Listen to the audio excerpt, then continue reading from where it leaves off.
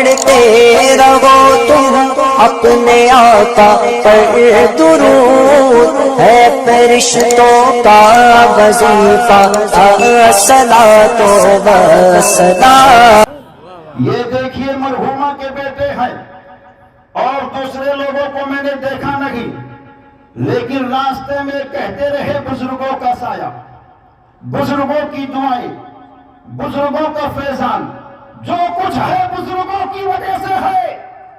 تو ماں گئی اور باپ بھی موجود ہے، دونوں کے ملنے سے بچے کی پرورش جو ہوئی ہے تو وہاں بھی اچھے طریقے پر نہیں ہوئی ہے، اہل سنت کی محبت کے طریقے پر ہوئی ہے۔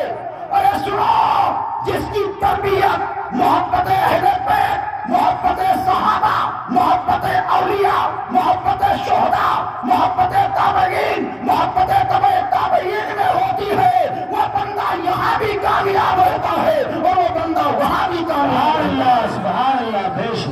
اور جب یہاں سے جانا ہو عزیزو، کہاں جانا ہو؟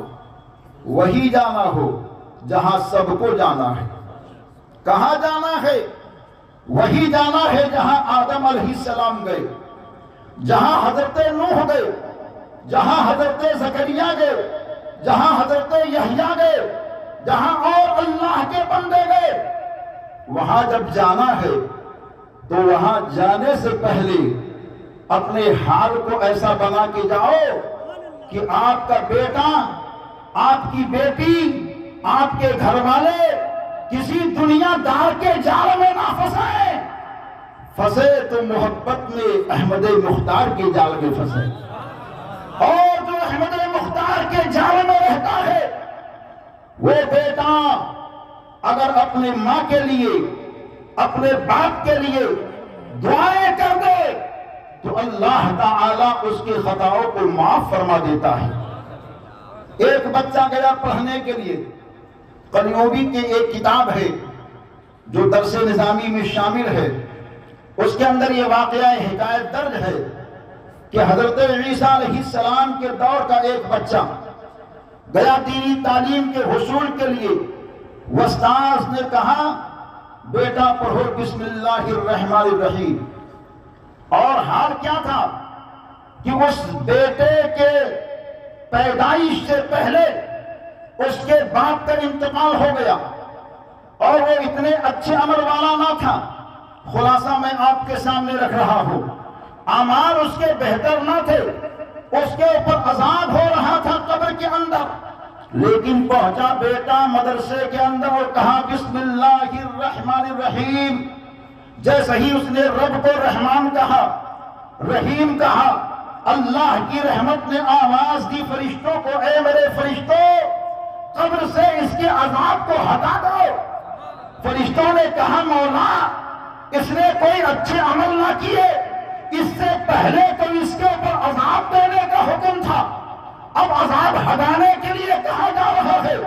اس نے کوئی اچھے عمل تو نہ کیے، دنیا میں نہ گیا تو خدا کی رحمت آواز دیتی ہے میرے فرشتوں اس کا بیٹا زمین پر مجھ کو رحمان کہتا ہے، رحیم کہتا ہے، میری بارگاہ کے غیرت کے خلاف ہے کہ جس کا بیٹا رحمان و رحیم کہے میں اس کے باپ کو عذاب میں مبتلا کروں، ایسا ہو نہیں سکتا ہے۔ میرا وجدان یہ کہتا ہے مرحومہ نے زندگی میں کتنے کام کیے، کتنی محنتیں کر کے بچے کی پرورش کی، بیٹی کو پالا، رشتہ داروں کو بھارا، نہ جانے کتنی شادیاں کی، بچوں کو پڑھانے میں انہوں نے کیا کیا محنتیں کی ہے۔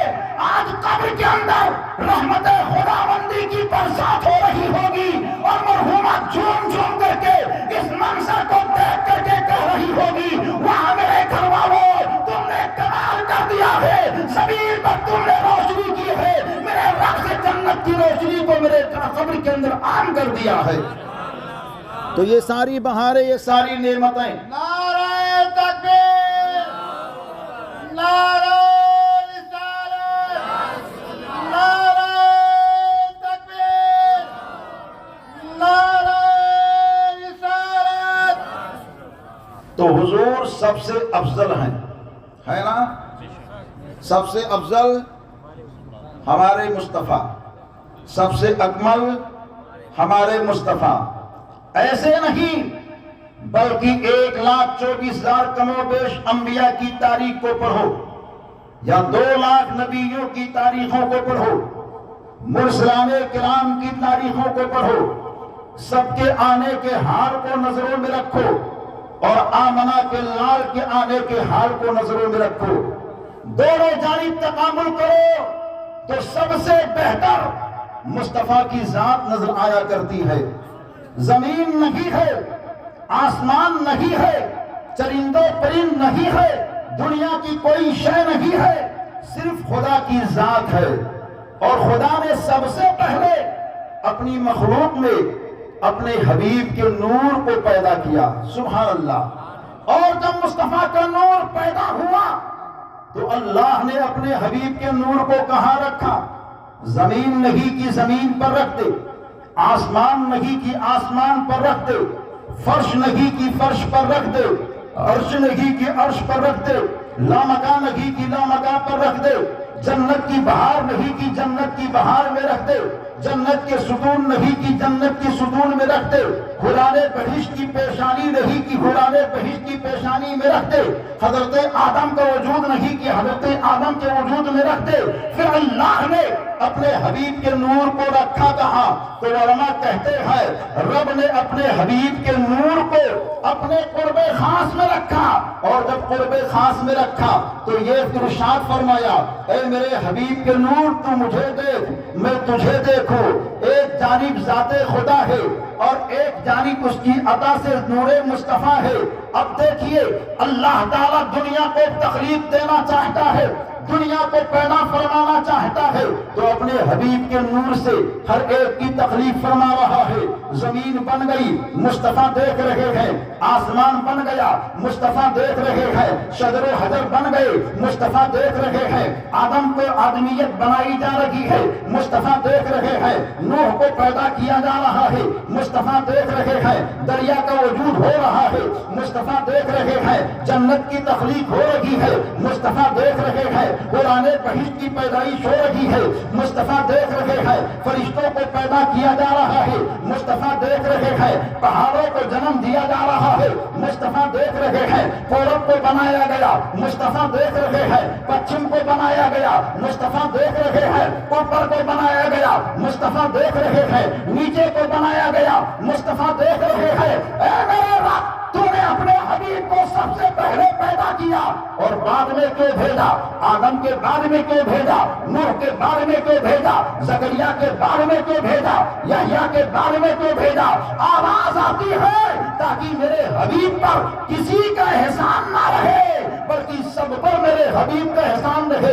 اور ایک حکمت یہ تھی کہ تاکہ میرا حبیب دیکھ لے کہ کون چیز کیسے پیدا ہو رہی ہے، سورج پیدا ہوا تو کیسے یہ مصطفیٰ جانتے ہیں، چاند بنا تو کیسے یہ مصطفیٰ جانتے ہیں، آدم پیدا ہوئے تو کیسے یہ مصطفیٰ جانتے ہیں، نوح پیدا ہوئے تو کیسے یہ مصطفیٰ جانتے ہیں، نبی کو پیدا کیا گیا تو کیسے یہ مصطفیٰ جانتے ہیں۔ اب جو لوگ یہ کہتے ہیں نبی کو غیب نہیں، ان نادانوں کو کہہ دو میرے مصطفیٰ کو ساری چیزوں کا غیب ہے، کیونکہ میرے رب نے میرے حبیب کے سامنے سب کو پیدا کیا، اس وجہ سے مصطفیٰ سب کو جانتے ہیں۔ اور میرے امام جبھی تو بولتے ہیں، سنیت کی شان بولتے ہیں، محبت کی پہچان بولتے ہیں، صاحب کنز ایمان بولتے ہیں، اعلیٰ حضرت سیدی امام احمد اللہ خان بولتے ہیں۔